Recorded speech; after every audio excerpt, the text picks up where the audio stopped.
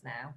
Okay, so good morning. Thank you so much for everybody coming along. This is brilliant. Loads of friendly faces who we saw last week, some new people who've come along this morning to join the webinar, which is absolutely fab. So for those who don't know me, my name is Rachel Lamsley. I'm co-founder and director of Evans Lamsley Employment Law and HR Solicitors. With me, I have my fabulous counterparts. I've got Louise Pode and Julie Patterson, who I'll give you the opportunity to introduce themselves shortly.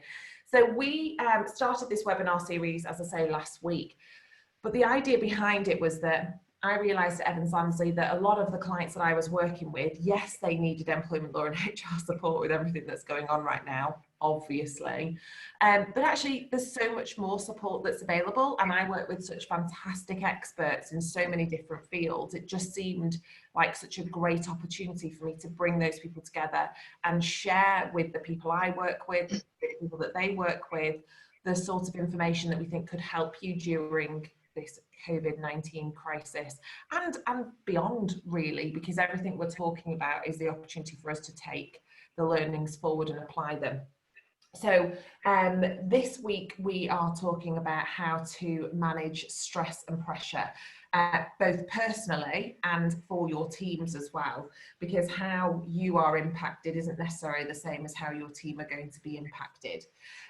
So we want to just explore how stress works, what it feels like, what are the signs, and then we want to give you a really detailed framework about how you can support yourself and how you can support your team as well.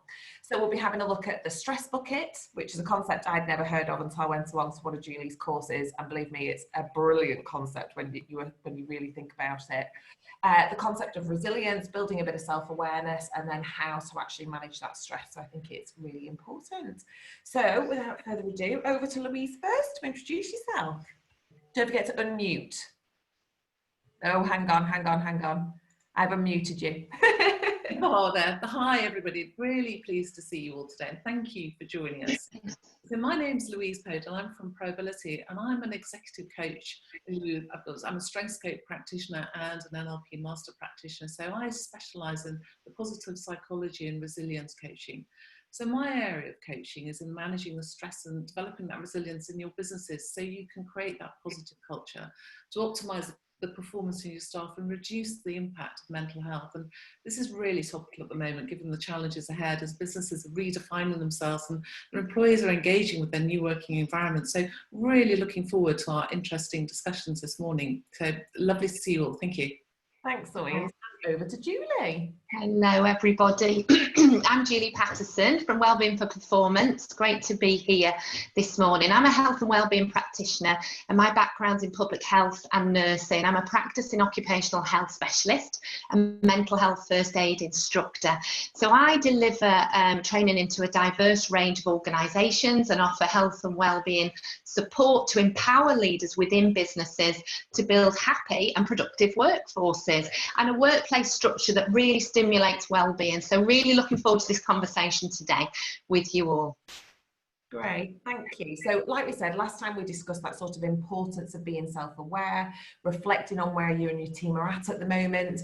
And, you know, we're just about to, and a lot of us are in the midst of these lockdown restrictions being eased. And we're going to use that word, which I hate, or the phrase I hate, the new normal, which we're having to get used to. So it's really important that we can establish that sort of resilience. So we mentioned last time that, you know, we are in a super stressful phase. It's no good kidding ourselves about that. And it's good for us to have that moment to understand how that impacts us and how it makes us feel, and identifying what those stress signals are. So we're going to talk a little bit about that. Now, loads of us face lots of different types of anxiety. So whether that's financial anxiety, additional caring responsibilities, health concerns, uncertain futures, day-to-day stresses, you know, the dog barking every time somebody walks through the house, you know, even basic things quite stressful. And so actually millions and millions of UK adults have felt panicked or afraid or unprepared for what's happening. And so it's good for us just to accept that we're in a pretty stressful period in life right now. Definitely, Rachel. We know that in usual times, don't we, there's many benefits to good work, to mental and physical health, but these are, as you said, unprecedented times. Work usually provides status, finance, stability, social interactions, identity with others, and interactions with others, and structure on a day-to-day basis that we know really gives us a sense of purpose and experiences, don't we, on a day-to-day basis. So all of that is so important. And as you said, we are, since the pandemic hit, facing new challenges, which are creating a lot of stress for us. But it's important to remember, before the pandemic, mental health issues in the workplace were extremely common. So just a couple of numbers to give you some idea. 1 in 6 workers will experience depression, anxiety, problems relating to stress at any one point in time. And we talk about stress, don't we, in our day-to-day life? And of course, it can be positive. It can help us to perform at our best. And we assume that it's just part of life. And it's great that we talk freely about it. But ultimately, we do need, as leaders, to be mindful that our bodies as human beings are not designed to function at full capacity over long periods of time. So we need to have this in the forefront of our minds. And when we abuse our bodies in this way, mental health problems can develop. So those feelings that you mentioned just before, Rach, of, you know, the uncertainty, the fear, this change, the separate changes every day are making people feel this high level of stress. And we knew that before the pandemic that work is actually the largest cause of stress in people's lives, more so than debt and financial crisis. Yeah, absolutely. So how do you think, you know, what is the challenge with the stress and pressure then in the workplace, Julie? What do you think? So at the current time, it's difficult to say, but we know that stress usually has significant challenge, don't we? It can inhibit performance. People who are stressed at work are thinking more about the causes of what's stressing them out. And when this happens, ultimately the implications of that is they're going to underperform. So to give you an idea of the enormity of the problems that we're facing, and this was pre-pandemic figures, we know that there was 602,000 cases of work-related stress, depression, anxiety, looking at the HSE figures in 2018, 2019 in Great Britain. And pre-COVID, it was well acknowledged that mental health issues impact workplaces and societies every day as they're common, and because of the impact and how they lead to significant disabilities in individuals. And you know, so many organisations have been hit with this. But following COVID, obviously stress during this period has been amplified, you know, relationship issues, fear. I mean, we're all a bit Zoom fatigued, aren't we? We're going from one call to another. And obviously we need to make some adjustments, be mindful of our own well-being. But we were talking before the call, weren't we, Rach, about potential loss of jobs, financial insecurity, lifestyle changes. It's even difficult to do some of the hobbies that we know, you know, recharge our batteries. For example, if you were going to go swimming or something like that, where the baths are closed. Yeah, no, you're so right, Julie. And just talking about Zoom, I mean, we spent hours on Zoom yesterday, and it's just a platform. But, you know, we've become so reliant on it, and it's important that we appreciate the impact that it's having on us. And certainly talking to my clients, a really common theme at the moment is just struggling to concentrate, which I'm sure is associated with the stress and the fatigue. You know, we're having to deal with so much in our minds, we're having to cope with so many challenges. They're so diverse, but with obviously financial costs being one of them. Yeah, definitely. And we, as you know, we have these conversations constantly, don't we, Louise, that it's too early to know the real impact of the pandemic, but there are certain significant indicators that we know this is going to be huge. So as leaders, as business owners, we really do need to consider stepping up mental health support early, get the right advice, talk to the right people to be able to put the right measures in place as we start to contemplate recovery. And we know, don't we, that before COVID-19 hit, there was increasing concern in workplaces about associated costs with absenteeism, presenteeism, obviously when people turn up to work, but actually they're not well enough to be at work, and the productivity losses associated with this and mental ill health. some figures, just to put it in context. Mental health related issues in workplaces across numerous industries, we know equates to between 42 and 45 billion pounds per annum in absence. So that's huge numbers. And when you break that down to per employee per year, it's estimated at about £1,700, which is huge sums of money. And stress does rank in the short-term absence 4th within this ranking, and mental health ranks as 6th. When we look at long-term absence, stress ranks as 2nd and mental ill health as 3rd. So there's certainly lots of benefits to be thinking and reflecting here as leaders and in your businesses to think, is it worthwhile being proactive? Well, yes, I would support that. And managing mental health early to be able to identify signs, symptoms in individuals is key so that you can identify vulnerable people, but help and support people to recover, but whilst remaining in work. Remember, good work is good for health, and signposting them to appropriate support, whether that's via the employee assistance programme, if your organisation has access to that, or occupational health professionals, and to make some adjustments before absence, and to actually manage that so that you keep people in work, and then people tend to recover quicker. Yes, and just being mindful, Julie, that those figures you've just quoted are staggering. But of course, these figures were pre-pandemic, and we're all aware of the impact that COVID is having on our mental health. Therefore, it really makes business sense now to be proactive and to gather your information and access the right training and expertise. To talk to the right people early to be able to equip yourselves. Because as leaders, we need to support our teams and step up the mental health support really to recover faster. Yeah, you're so right. A healthy workplace really is a productive one, isn't it, Louise? And every employer depends on having a healthy and productive team.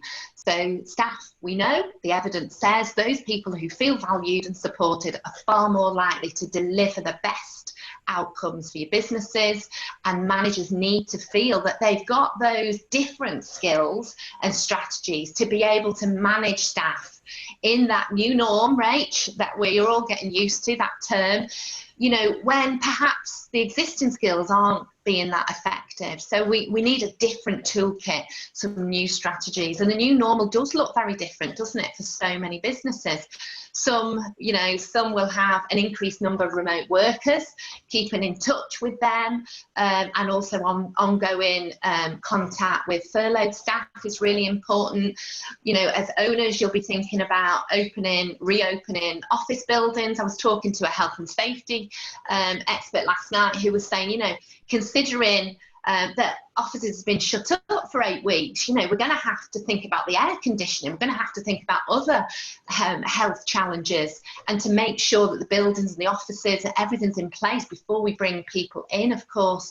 So we're also contemplating, possible restructuring, job losses. So really, leaders, as a team, you're all bombarded, and it's important that managers and leaders feel equipped to balance all of these pressures and to be able to have those essential tools and effective strategies to support staff anxieties and stress effectively. Rach, thinking about your background, what's your experience about what I'm saying? So I think the main thing that I tend to see when we talk about stress and well-being is that there is an ROI, or a return of investment, when you do invest in people's health and well-being. Gallup did a study in which they said if you have an engaged workforce, which includes making sure that they're fit and that they're well and that they're engaged by what we do, can increase your profitability by something like 24%. So as a business who is going through all these struggles right now, why wouldn't you put these tools in place and use that toolbox to not only, make sure that you're looking after your staff, but you're actually getting that return back. Right now, we can't have people just turning in and being present and not actually pushing all towards that same goal. So I think it's so important. I mean, I went along to Julie's mental health first aid training, and there's so much that as a leader myself, I didn't appreciate, and I do this job day in, day out. And actually, it's so important as a leader that you also educate yourself, you take the additional steps so that you have a full understanding of how mental health and stress and pressure impacts your team, so that we can sort it out, and that ultimately then you can increase profitability even through periods that are so difficult right now. Yeah, you're so right. You're so right, Rachel, and thank you for that. I suppose we're hoping that you all will give us your thoughts now into the chat, and we're going to offer a group question to ask you what you're thinking.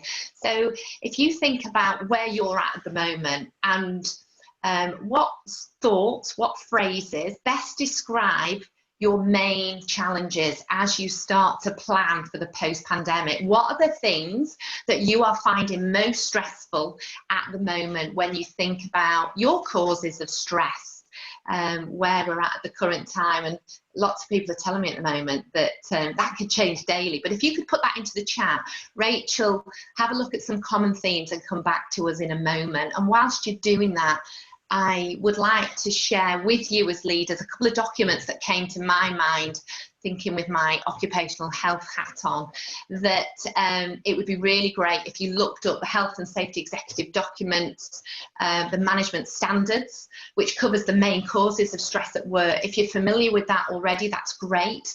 But if not, please look it up, because it looks at how stress at work impacts on individuals, organisational health, health of the finances. And also you may want to look at, while you're doing that, on the same Health and Safety Executive site, the Stress Risk Assessment Indicator tool. It's a really useful, comprehensive tool for work-related stress. So if someone expresses some work-related stress, that can be really useful as a baseline to find out where they're at and to work together to put some adjustments into place perhaps, and make some flexible changes, and then maybe to review that later. But Rach, at this point, just while everyone is thinking about where they're at stress-wise at the moment, would you just outline from a legal position here where the responsibilities are with regards to stress and the law and in the employer's duty of care? Yeah, absolutely. So I think what tends to happen for employers is that we sometimes think that external stress and pressure isn't necessarily our issue as an employer. I sometimes hear employers say, well, it's the stress at home, it's nothing to do with us, it's not our responsibility to sort of help and manage that. Actually, we do have that duty of care as employers to make sure that our staff are looked after and that they're fit and well. And even when there are external stresses, we still have to look into how that's impacting them at work. Is there anything additional we can do for them? And is that going to become a really big problem where we perhaps have problems with performance or problems with absence, and we have to tackle them? And so it's just really important for us to remember that regardless of where that stress or pressure is coming from, once it's on our radar, we do have a responsibility to support those staff. You know, if you think about somebody who's been with you for a couple of years, if we don't do that and we inadvertently breach that sort of mutual trust and confidence in the relationship, you know, we might end up with an issue of constructive dismissal. Or if we are the cause of that stress, which, you know, we've got to sometimes reflect the way we operate, it doesn't necessarily match and fit with other people, that, you know, that there's potentially personal injury issues that flow off the back of that. So it's worth just knowing that our external stresses are our responsibility as well. So just through to the chat, Julie, should I run through a few bits of those? Yeah, that would be great. Yeah, that's great. Absolutely amazing responses on the chat, and I think people have really thought about it. So, you know, we've got lack of certainty about the future and not knowing what things are going to look like.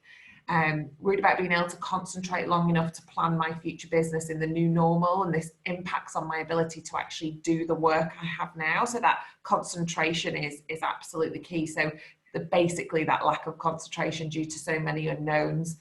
Building divides between working from home and those working from work or in the, you know, the office, and that resentment towards those who are working from home. Totally get that. And I think that's mirrored from the furlough perspective as well. So for those who are furloughed and those who are still in work, there's that divide being created there. The ability for cross departments to communicate effectively when implementing change. Oh, totally understand that, because you've all got to be on the same wavelength, don't you, when sort of committing to change. Job security for furloughed staff. Will they still have a job? can I ask, can I ask what work from home is WFH for that. Work-life balance whilst working from home, anxiety about returning to work, whether others will apply the same level of caution. Absolutely. We're actually going to talk about that next week in our webinar because that is so key at the moment. So yeah, lots and lots of different systems and ways of working have changed. The team need to get used to different ways of working on top of everything else. Yeah, completely agree with that. Dealing with people who are more vulnerable in the workplace as well. We've definitely identified so many more vulnerabilities as part of what is happening. So yeah, lots and lots in the chat there, Julie. It's really interesting, isn't it? I was just making a note of some of the things you said, Rach. You know, from an HR perspective, are you envisaging lots of flexible working requests about working from home? Oh my goodness, we're going to be inundated with flexible working requests. I'm really worried about it. Do you know why I'm worried? Is because there has been, throughout my entire career, in the majority of cases, this real distrust of working from home and not wanting to give people the opportunity to do that. And what we will now have is the last 10 or 12 weeks of people proving the theory that it works and that they can still be more productive and effective. And I will see lots of business owners struggling to let go of that, to say, That's so interesting, Rach. I was talking to a leader the other day in the NHS, and she was just reflecting on her early experiences when the lockdown came into place, and saying how the finance department basically just said, right, we can pack up and all work from home, and just moved out lock, stock and barrel, much to the alarm of the senior executives, and even more so when they packed up their computers and their office chairs. There was a lot of initial resistance, but then they came to see that actually the finance department worked really effectively from home, and it was really important that they had the right equipment with them, so they could be physically safe and looking after themselves as well as mentally. And it's getting that balance and this sudden new change, because obviously in the NHS they've never had a culture of working from home, so it was very alien, but really interesting how they came around and saw it as being actually really quite beneficial and something that they can look at implementing on a more flexible basis with the business on an ongoing basis. So that's really interesting you should say that.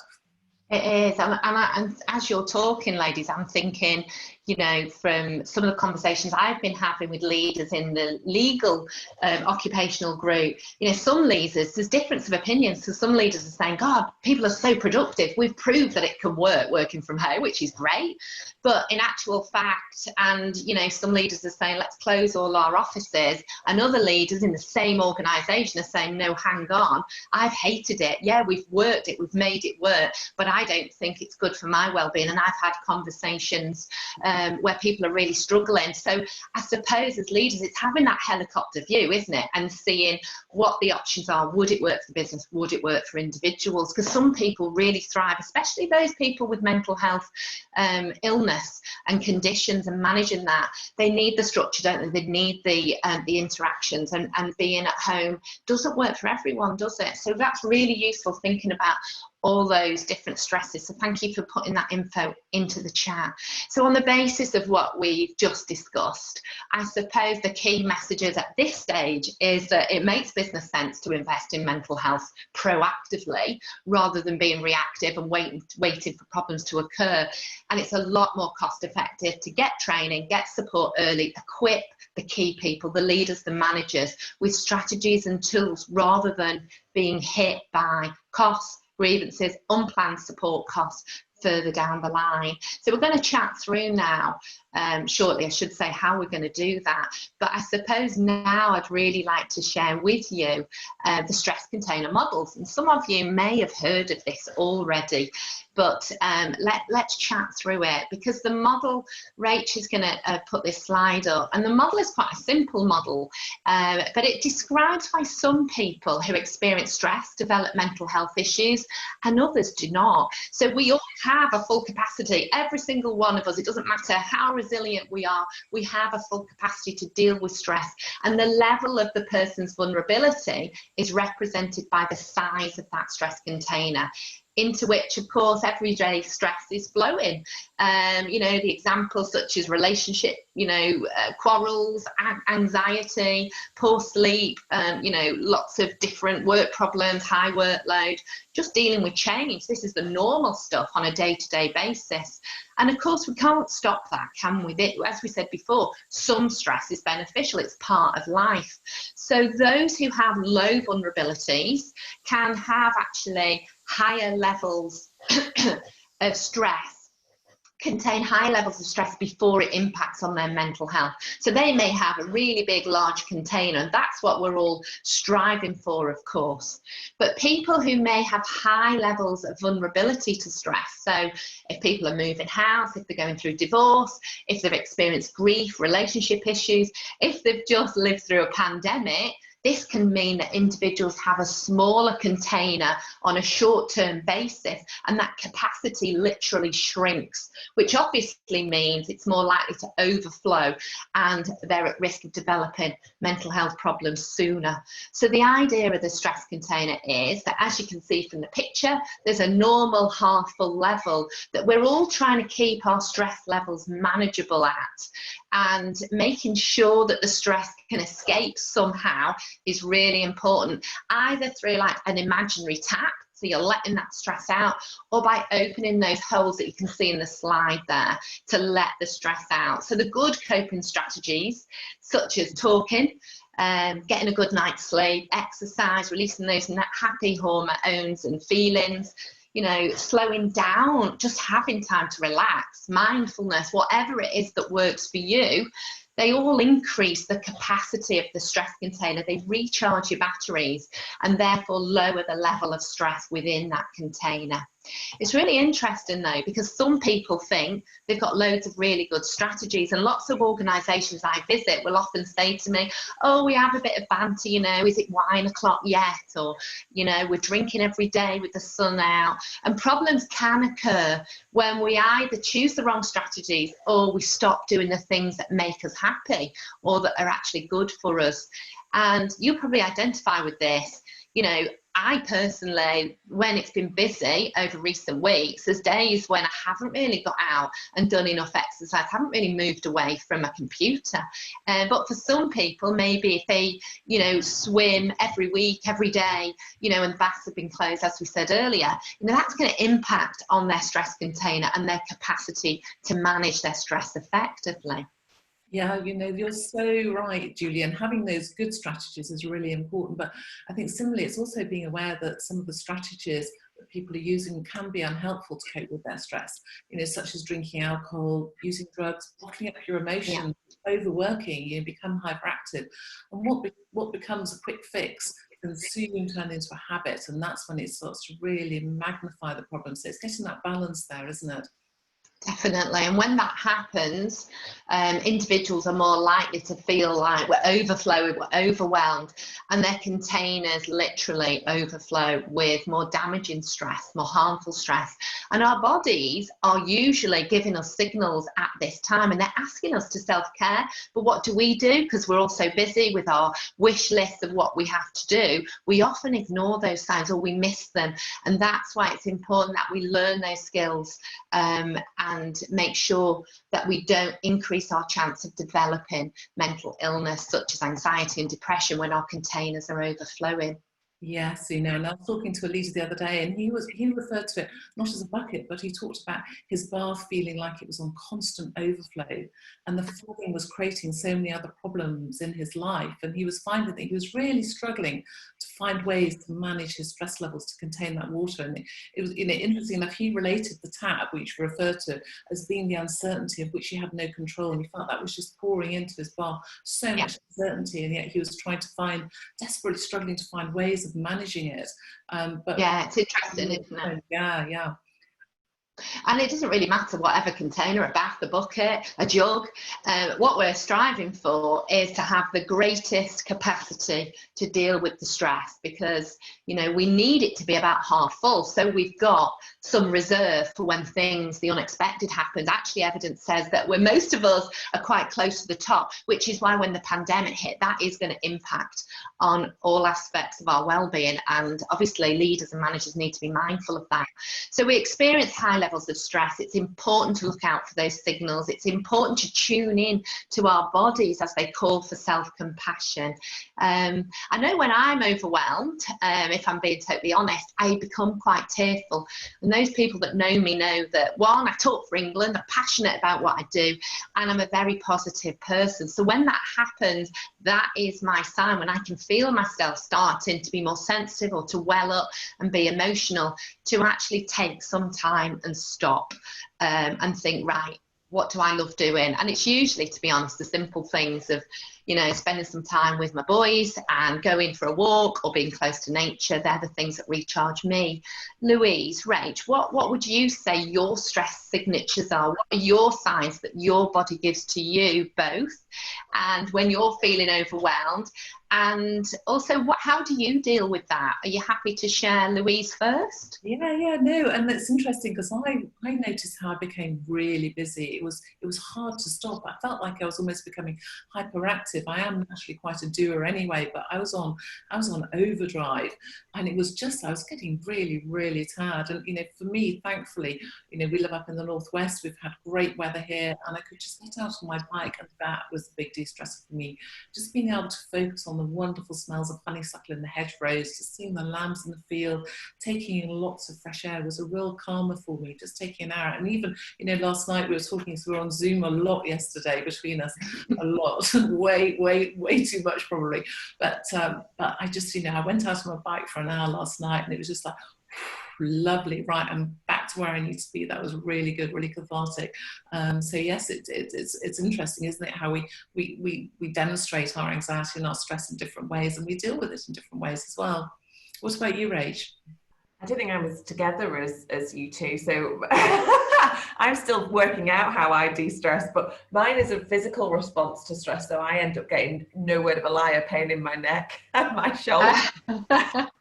So I know immediately when I start to feel it. And mine, when I'd learned about the stress bucket, when I went to Julie's course, all of a sudden it was really obvious to me what was also happening. So I know that when I get right to the top of my bucket, it doesn't matter what it is, everything tips me over. It could be absolutely nothing, and I just feel overwhelmed and a bit exhausted by it.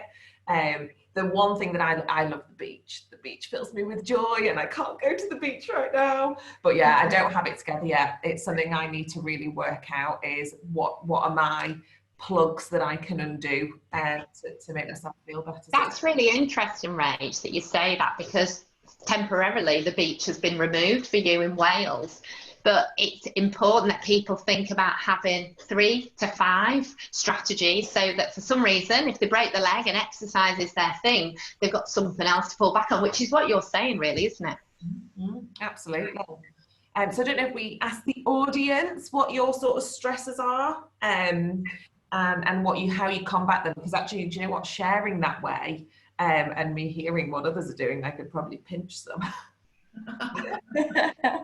So what the stress signature is, what's their sign that their body gives to them? Is that what you mean, Rach? Yeah, absolutely. And what you do to overcome it as well, you know, how are you dealing with that? That would be really insightful to hear that. And just whilst you're considering that, what I'd like to say is just to think about, how do you know when you're feeling stressed? What changes in you? You know, Rach has described how she gets a pain in the neck. I get hyperactive, and Julie bursts into tears. But actually, that's quite an extreme. What are those very first signs? What's that shift inside you? And can you describe those? Do you know what those are? And how do they develop as that stress starts to intensify? What does it manifest itself into? Because I think once you understand your own symptoms, recognize when they start, you're far more able to intervene with those coping strategies at that first moment to really manage them. And then it's really good to consider, once you've got a good understanding of your own symptoms about stress, well, what's triggering me? What is it? You know, can you find a common cause? And can you avoid those triggers, or can you manage them? Because if you can manage the triggers and minimize the impact they're having on you, then that will bring your stress levels down for you. And I think it's just, you know, considering your own reaction and how you know when your stress bucket is at that overflowing point. But Rach, how are we getting on? What sort of responses? Yeah, and it's loss of appetite, difficulty sleeping, for sure. When I am super stressed, that all goes out the window. It's actually a brilliant diet. I'm with you on that, yeah. Working late, a late sign is that I start getting a sore throat. Yeah, for sure. You start to actually get a little bit sick. Feeling exhausted most of the time. The ideal is to get out for a walk, but that feels so counterproductive while I'm feeling exhausted. Yeah, for sure. Lose my appetite, sleep. Yeah, massive. Becoming restless, short-tempered, can shout at others and get teary. Yeah, definitely. Lots of things that you can relate to. And also that you can then start to identify in others. You know, that's got to be the key when you're leading, doesn't it? Yeah. And what about things to overcome those stresses? So go for a run or a walk, and try and get outside for a bike ride or a walk. So definitely, we've definitely seen a lot of people saying being outside has a massive benefit. Exercise, dog walking. I love that. Yeah, I get a real pain in the neck too.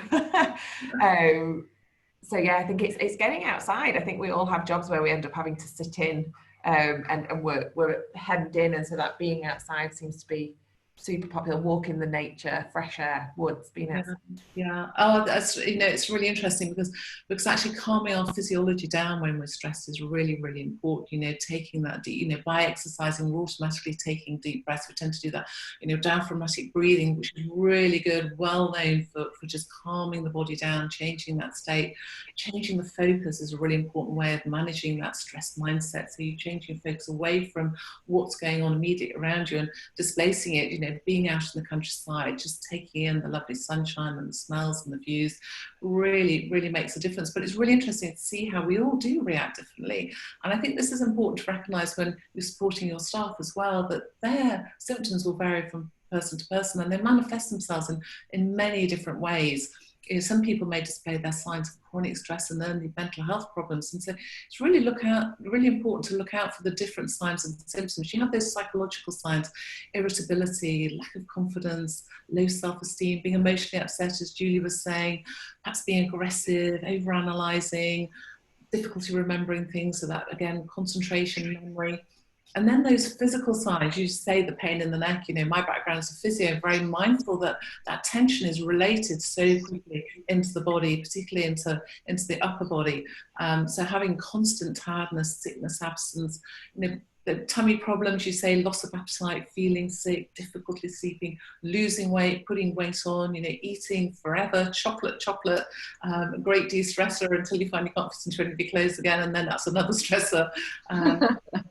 Skin irritations, high blood pressure, so many physical signs, but then of course those behavioural signs, you know, where people are demonstrating erratic, unacceptable behaviour, perhaps being louder than normal, increased errors at work, overworking. And I was talking to somebody the other day and they said, I'm so stressed, I just need to go and have a really good argument with somebody. And it's just like, oh, I just kind of know what you're feeling, you kind of want to let it out. And so that's why it's really important that we manage our staff holistically and we benchmark on a day-to-day basis, because what is normal for one person will be different for another. And so it's detecting those changes in individuals' behaviour from their normal pattern that's key.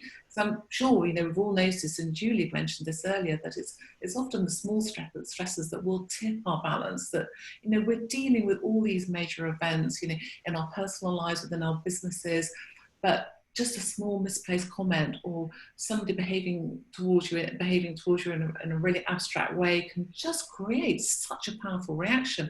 And it's as your bucket gets fuller, we notice how we become more emotionally fragile, wouldn't you say, Julie?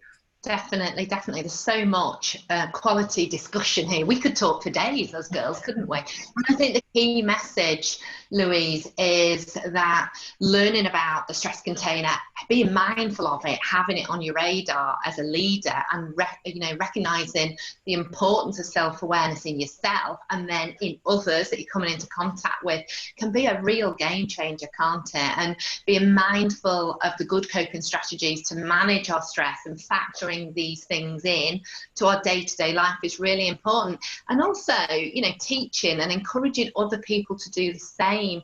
We need to set the stand, we need to practice what we preach, don't we? And I often give myself a little bit for talking to and weekly check in on how I am, where's my thoughts, what's my stress container like, am I looking after myself physically and emotionally? Because we said last week, didn't we, you can't pour from an empty cup. So that's really important. But then teaching other people to do the same and to recognise when their stress container is getting close to that top, because the last thing we want is for it to overflow.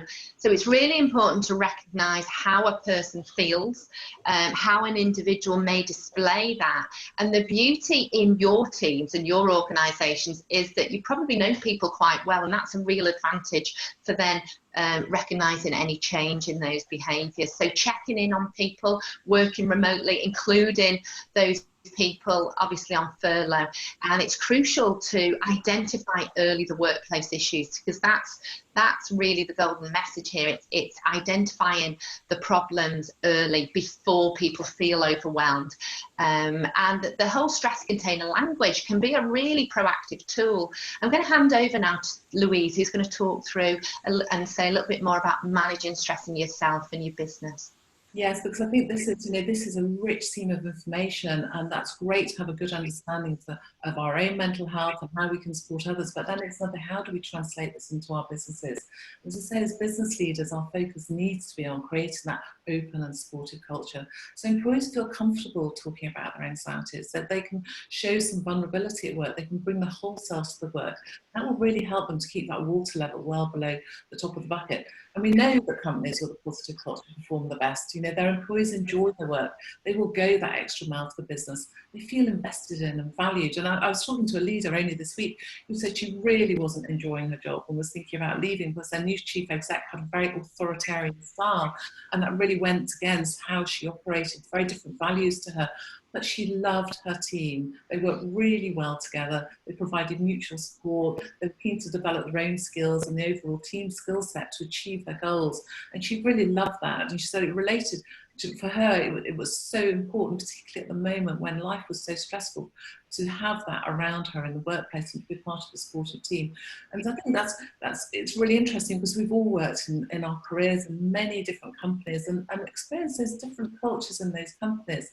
And I'd just like to ask you all as a group just to take a moment and think about when you've worked in a really positive and supportive culture and how that made you feel. Certainly from my perspective, I worked in one particular company and they really invested in us. It was a very holistic company. It was when I was working in ergonomics and human factors, and you would always go the extra mile for that company, always happy to stay on a bit longer, really felt part of the team. It was a great feeling. And so I'd just like to ask you all as a group just to think about that when you've had that experience and how it made you feel, and just post it on the chat, and Rachel can just coordinate that. Absolutely. And I wonder, Louise, if it's worth us now going through and looking at that, how we look after our own well-being, because I'm conscious we've not got the whole day, because that would be wonderful, wouldn't it? But I wonder if we're able to move to there then and have a look at how we can look after ourselves, and then we'll be able to come back to that chat. Yes, of course, because one of the really strong themes through all of this has been that actually looking after your own well-being as a leader is key. And the more resilient and positive you are, the stronger you'll be for your business. And so that's focusing on having those quick stress-reducing techniques. Julie's already mentioned that, don't just have one or two, have 3 or 4. It's almost like having a toolkit of coping strategies. So managing your sleep, looking after your diet and your hydration, getting that exercise, and also factoring time into relax each day. We need to be kind to ourselves. We're not superhuman. Also, it's about focusing on the things you can control. Feeling out of control really enhances the stress and anxiety. And I see this time and time again in my clients, and starts to take away your confidence. But by taking those steps to regain control, you can really start to feel empowered and more positive.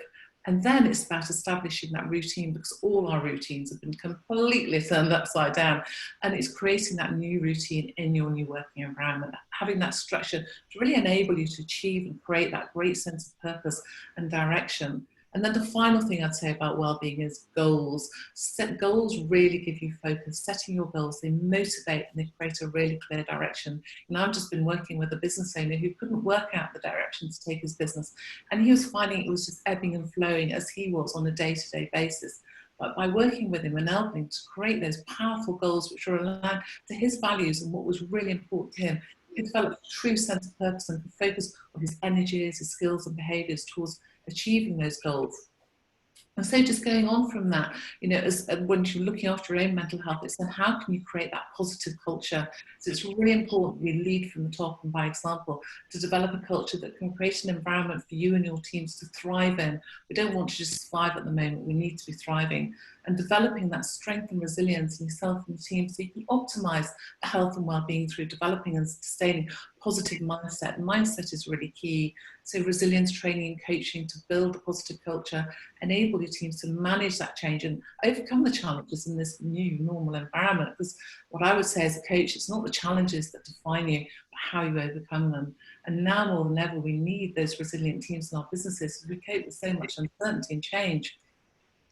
Definitely, Louise, and we need also for leaders to be more empathetic than ever before and to really focus on the pastoral aspect of the workforce, taking time, I suppose, you know, just having those brief conversations, communicating effectively with everyone, checking in and keeping connected is so important. And leaders really need to create a compassion culture. So you've talked about the importance of looking after yourself as the business leader, but also to encourage that in your staff to look out for each other and support each other, be proactive, signpost individuals to seek help early if they're struggling so that they can recover whilst being supported at work. Be supportive generally, be realistic, create supportive environments generally. So if someone's having a difficult time, you know, it can be really key if whether they're working remotely or whether they're in the office, having well-being in the forefront of your mind. Every call, every conversation is so important. And if you've got the EAP that I talked about earlier, healthcare provision, occupational health service, raising the awareness of this in the team is really important, and giving out numbers so that you're obviously reducing the stigma of you know, making contact with those individuals and that support. Give opportunities to talk freely, set things up so that you're regularly having conversations about how people are feeling, positive wellbeing practices and strategies, and sharing ideas as well, and having some fun with it in the workplace, because there's a lot to get our heads around. So it's balancing these needs of a business and needs of individuals that can be really challenging for leaders and businesses. But it can be achieved skillfully by identifying the vulnerable individuals, being proactive, as we've been talking about, and in order for your workplace adjustments to be in the back of your mind, to be able to intervene early if required, and hopefully that will keep staff in work and support them then to recovery whilst being in the workplace. So when thinking about developing a positive working practice, leaders, I suppose, need to also be flexible in their approaches. You know, we've had conversations, the three of us, that it's time to think about adapting usual performance management approaches if that's appropriate, review individuals' workload, etc., according to their unique situation, because everyone is different at the moment. Everyone may be juggling lots of different plates. And also, you know, an example of that is be mindful if someone's a single parent with a 4-year-old at home all day, may require more flexibility around working hours and adjusted performance expectations in the short term compared to someone who has a young child but has a partner on furlough scheme for childcare. So there's been a shift in attitude towards home working.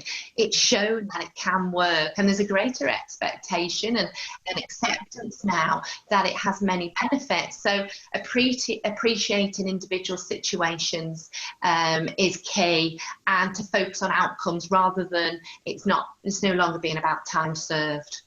Absolutely, absolutely. So I think to sort of round up our morning and some of the highlights that we've gone through, I think the key messages are looking after yourself and your team. So being able to see what those stresses are in you, and then using that benchmark to see what they are in your staff. Because if we can get in front of them, I can assure you that you won't be ringing me saying, Rich, we've got a problem there with absenteeism. Communication is absolutely key, and we're actually going to spend a bit of time on that next week about how we can use communication to effectively move us forward, creating that positive focus in your business, building resilience through upskilling your managers. You know, that's huge. If your managers can spot these issues, we don't have to wait for them to explode and be a much more, a bigger issue, and one that's much more costly from a business perspective.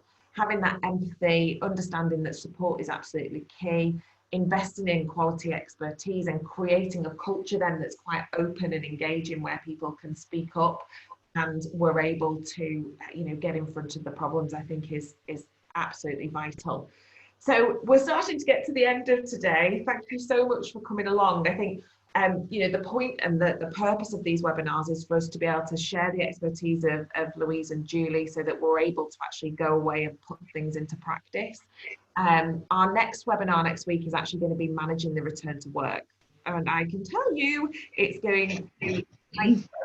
And on a knife edge, I've already had a call this week where we needed a key member of staff back in off furlough, and he's refused, saying he's worried about health and safety and the safety of his family. And oh my goodness, it's going to be so stressful. And I know that's not going to be the first issue that we have. It's going to be the start of many. So we're going to talk next week about actually getting people back in effectively so that they hit the ground running. How can we do that? But also, I think it's key that we highlight some of the hurdles that we're going to have from an employment law perspective, because we're about to enter a pretty serious minefield in pretty unlitigated territory. So I think that's super important. So we've also launched this week our collaborative workplace rescue package between Louise, Julie and I. And so it's all about making sure that you're compliant with the legislation, creating and driving that positive culture, reducing employee turnover, you know, increasing bums on seats, but not just being present, actually being engaged. And so if you want a bit more info on that, then please let us know. We're also going to run a Facebook group, which is quite exciting, to try and bring the community all together and share experiences and knowledge, and have that real sort of supportive community, because I think that's absolutely key. You know, we've done these last couple of webinars on us as leaders and how we can develop and make sure that we're good, how we can then push that out to our teams. So I think that's a really important aspect for us to do. So thank you so much for coming along. It's been fantastic. If you want to pop your name and details in the chat box, then everybody who's here might be able to connect with you afterwards. Yeah, that's a pretty good way to know who's in the room, and hopefully you can make some connections as well. So thank you so much to Louise and Julie. You've been fabulous again, as ever. I'm so pleased to be working with you, and I'll whiz all the details of everything that's coming up in the follow-up emails. So thank you so much. Thank you. Thanks everyone. Yes, that's a really lovely to you all. Give us a shout. Thanks. Okie doke. Take care. Have a great day.